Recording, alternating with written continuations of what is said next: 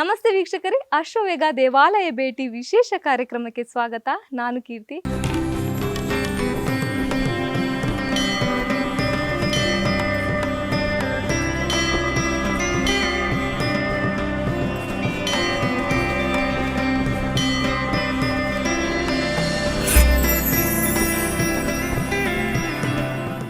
ವೀಕ್ಷಕರೇ, ಹಿಂದಿನ ಸಂಚಿಕೆಯಲ್ಲಿ ನಾವೊಂದು ದೇವಸ್ಥಾನಕ್ಕೆ ಭೇಟಿ ಕೊಟ್ಟಿದ್ವಿ. ಇವತ್ತು ಇಂದಿನ ಸಂಚಿಕೆಯಲ್ಲಿ ನಾವು ಭೇಟಿ ಕೊಟ್ಟಂತಹ ದೇವಸ್ಥಾನ ಚನ್ನರಾಯಪಟ್ಟಣ ತಾಲೂಕು ಹಿರ್ಸೇವೆ ಹೋಬಳಿ ಮಂಜುನಾಥಪುರದಲ್ಲಿರುವ ಶ್ರೀ ಕ್ಷೇತ್ರ ಪುಣ್ಯಧಾಮ ಮುನೀಶ್ವರ ಶನೀಶ್ವರ ದೇವಾಲಯದಲ್ಲಿ ನಾವಿವತ್ತಿದ್ದೀವಿ.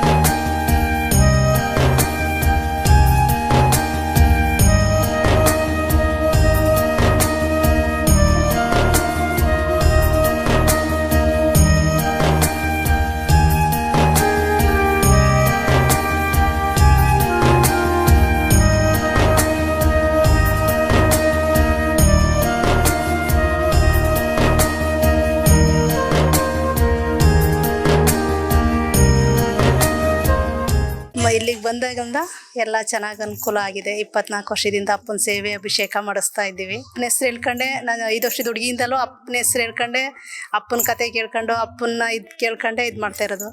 ಗಾರ್ಮೆಂಟ್ಸಲ್ಲಿ ಕೆಲಸ ಮಾಡ್ತಾಯಿದ್ದೆ. ಅಪ್ಪನ ಇದರಲ್ಲೇ ನಾನು ಮಾಡ್ಕೊಂಡು ಬಂದೆ.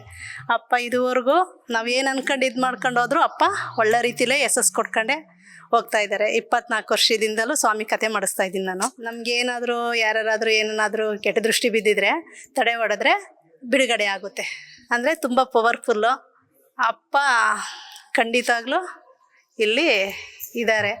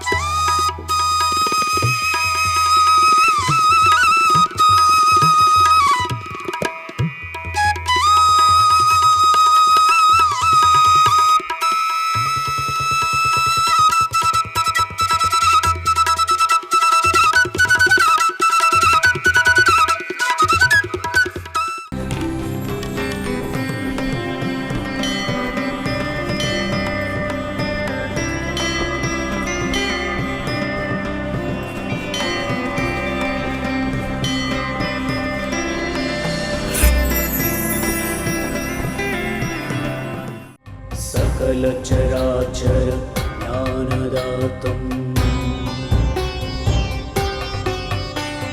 सकललोकोद्धारकम्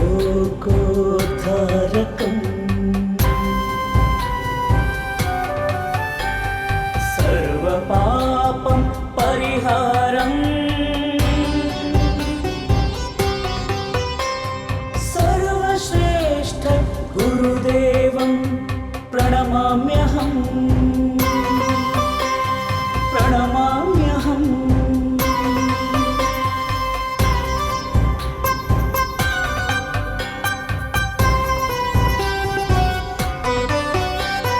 विद्या बुद्धि सिद्धि ज्ञान भण्डारम् वेद वेद्य नाद समृद्धि सम्पदम् देवदेवोत्तमं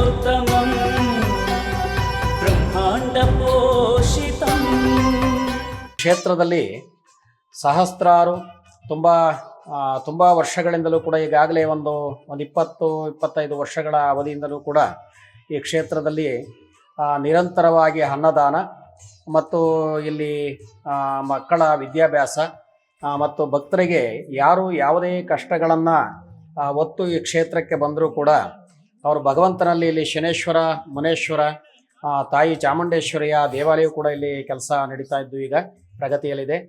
ಹಾಗಾಗಿ ಈ ಕ್ಷೇತ್ರಕ್ಕೆ ಬಂದಾಗ ಯಾರು ಏನೇ ನೋವಿನಿಂದ ಬರಲಿ, ಯಾರು ಏನೇ ಕಷ್ಟದಿಂದ ಬರಲಿ, ಇಲ್ಲಿ ಬಂದಂಥವರು ಸ್ವಾಮಿಗೆ ಎಳ್ಳು ಮತ್ತು ಬೆಲ್ಲದ ಪೂಜೆಯನ್ನು ಮಾಡಿಸತಕ್ಕಂಥದ್ದು ಅಥವಾ ಎಳ್ಳೆಣ್ಣೆಯಿಂದ ಸ್ವಾಮಿಗೆ ನೈವೇದ್ಯವನ್ನು ಮಾಡ್ತಕ್ಕಂಥದ್ದು. ಹಾಗೆ ಇಲ್ಲಿ ಬಂದು ಶನಿಶಾಂತಿ ನವಗ್ರಹ ಪೂಜೆಗಳನ್ನು ಮಾಡ್ತಕ್ಕಂಥದ್ದು.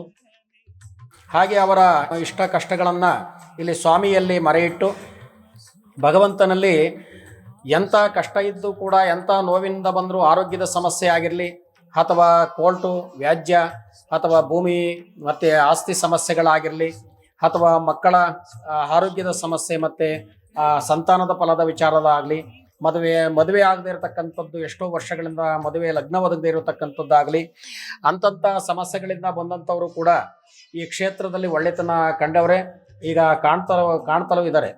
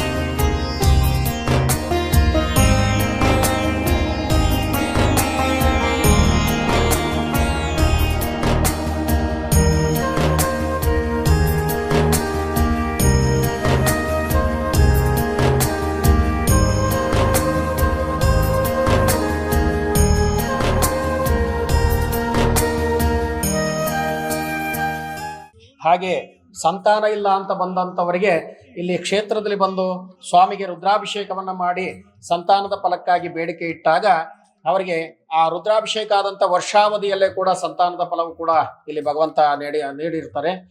ಕಷ್ಟದಲ್ಲಿ ನೊಂದಂಥ ಎಲ್ಲ ಭಕ್ತರಿಗೂ ಕೂಡ ಭಗವಂತನ ಕ್ಷೇತ್ರದ ಒಂದು ಪರಿಚಯವಾಗಲಿ, ಭಗವಂತನ ಕ್ಷೇತ್ರದಿಂದ ಅಂಥ ಭಕ್ತರೆಲ್ಲ ಕೂಡ ಒಳ್ಳೆಯದನ್ನು ಬಂದು ಕಾಣಲಿ ಅನ್ನುವಂಥ ಮಾತನ್ನು ಹೇಳ್ತಾ ಭಗವಂತ ಒಳ್ಳೆಯದನ್ನು ಮಾಡಲಿ ಅಂತ ಧನ್ಯವಾದಗಳನ್ನು ತಿಳಿಸ್ತೇವೆ.